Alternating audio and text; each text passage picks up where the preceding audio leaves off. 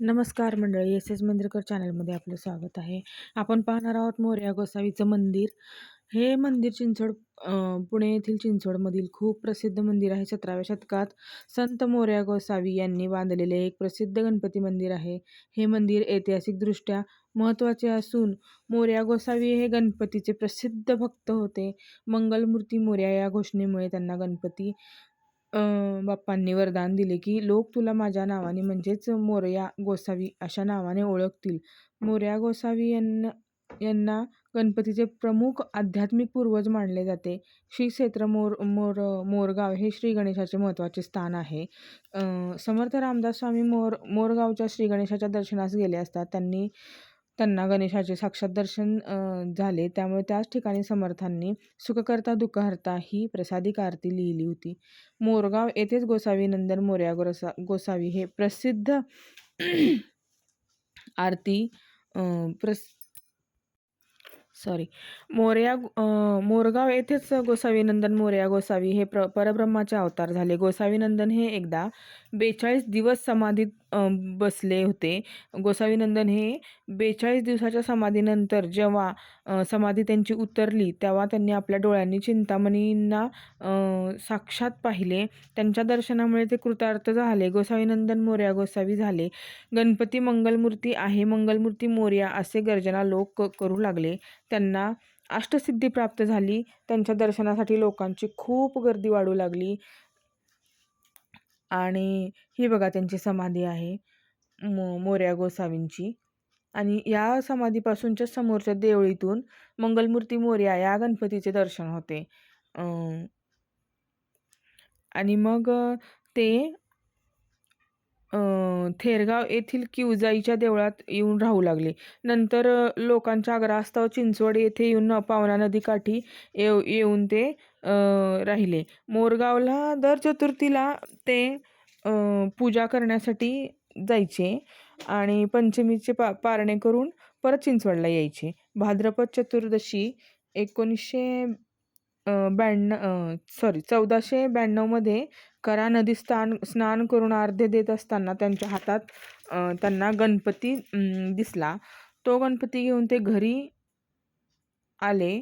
त्यांनी मंगलमूर्ती मोरयाची प्रतिष्ठापना काही काळानंतर पावनेच्या काठी केली आणि ते मंदिर बांधून झाल्यानंतरच त्यांनी ही तिथे समाधी घेतली. त्या मंदिराच्या समोरच्या साईडला समाधी घेतली.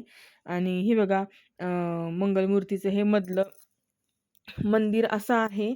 खूप छान आहे. गाभाऱ्यामध्ये महादेवाची पिंड आहे एका साईडला. आणि हे बघा अशी पिंड आहे मोठीच्या मोठी एकदम.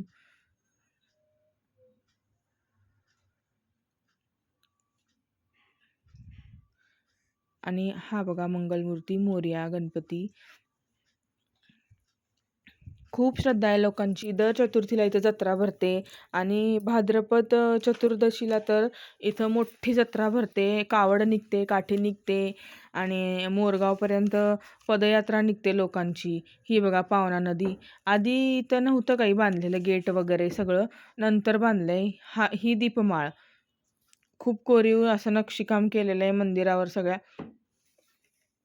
हा मंदिराचा कळस. मंदिराचा परिसर खूप स्वच्छ आणि शांत आहे. ही बघा ह्या सगळ्या रांगोळ्या आहेत ना, या त्रिपुरारी पौर्णिमेनिमित्त त्या दिवशी काढल्या होत्या. त्रिपुरारी पौर्णिमेच्या दुसऱ्या दिवशी आम्ही तिथे गेलेलो. हा पावना नदीचा परिसर आहे मागच्या साईडचा, जिथं मोरया गोसावी बाबा ध्यानाला बसायचे. त्या झाडाच्या मागचा हा परिसर आहे. हे बघा रांगोळ्या वगैरे. तिथे ही सगळे माहितींचे फलक लावलेले आहेत त्या मंदिरामध्ये. चित्रांसकट रेखांकित केलेले आहेत. चित्र सुद्धा दिसतात आपल्याला त्या प्रसंगाचे. ही बघा ही पूर्ण रांगोळी तिथं काढलेली आहे.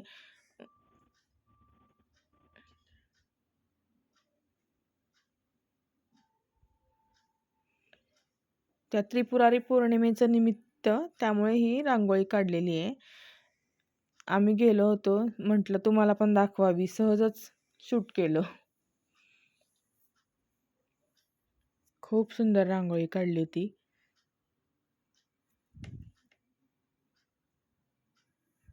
हे बघा असं हे मोरया गोसावींचं मंदिर खूप प्रसिद्ध आहे आणि खूप छान प्रसन्न वाटतं. नेहमी माहेरी गेल्यानंतर मी एकदा का होईना मोरया गोसावींच्या दर्शनाला, मंगलमूर्तीच्या दर्शनाला जाऊन येते. ही बघा, ही वरची साईड आहे, हे तुळशीचं वृंदावन. वरून हे मंदिर असं दिसतं. हे वरून खालच्या साईडला मंदिर आणि त्याच्या खालच्या साईडला पावना नदी आहे.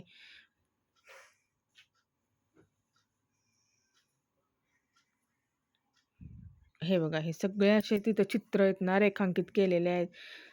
त्यांना बघा, गणपती बाप्पाचं त्यांच्या आईला ना वरदान मिळालेलं, की तुला मुलगा होईल तो माझा दास असेल, असं.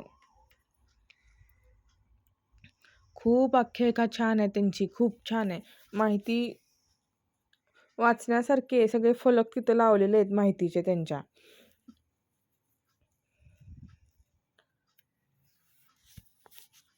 खूप सुंदर आहे मंदिर आणि मूर्तीसुद्धा बघितल्यानंतर अगदी एवढं फ्रेश, प्रसन्न वाटतंय ना. ही वाघाची शिळा आहे त्या मोरगावला. त्या वाघाने त्यांना येऊन झडप घालण्याचा प्रयत्न केला, तर त्यांनी त्या वाघाला दाबलं होतं. ती शिळा, त्याची त्या वाघाची शिळा झाली होती मोरया गोसावींनी हे केलं असल्यामुळं. हे बघा, ह्या झाडाखाली ते ध्यानाला बसायचे. असा परिसर आहे मागच्या साईडचा.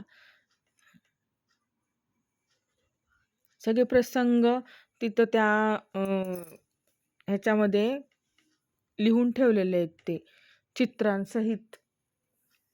हे बघा, असा कळस आहे वरून बघितलं तर.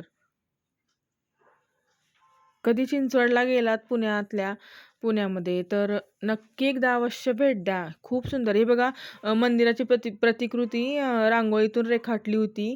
किती सुंदर कला आहे त्यांची रांगोळी काढण्याची. किती सुंदर, मस्त असं छान केलेलं आहे त्यांनी.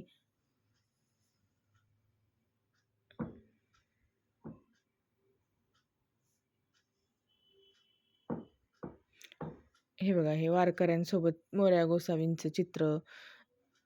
कुणाला